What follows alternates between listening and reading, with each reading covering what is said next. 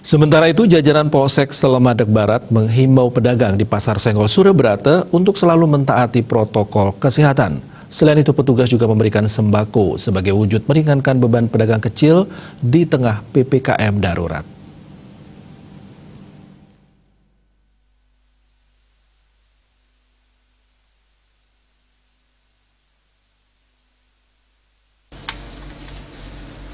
Kegiatan dipimpin Kapolsek Selbar AKP Gusti Lanang Jalantik SH dengan melibatkan 5 orang personel Polri. Kegiatan himbauan tersebut menerapkan PPKM darurat dan sekaligus penyerahan sembako dari Polsek Selbar dalam rangka mengendalikan penyebaran COVID-19 serta meringankan beban warga masyarakat.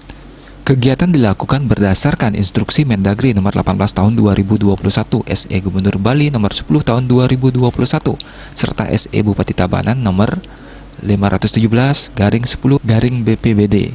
Sasaran pada pedagang yang diberikan bantuan sembako diantaranya pedagang bakso, pedagang sate ayam, dan pedagang sate ikan laut di Pasar Senggol Surabrata. Dalam kesempatan tersebut, petugas mengimbau para pedagang agar tetap menaati protokol kesehatan dalam melaksanakan kegiatan sehari-hari di saat PPKM darurat ini.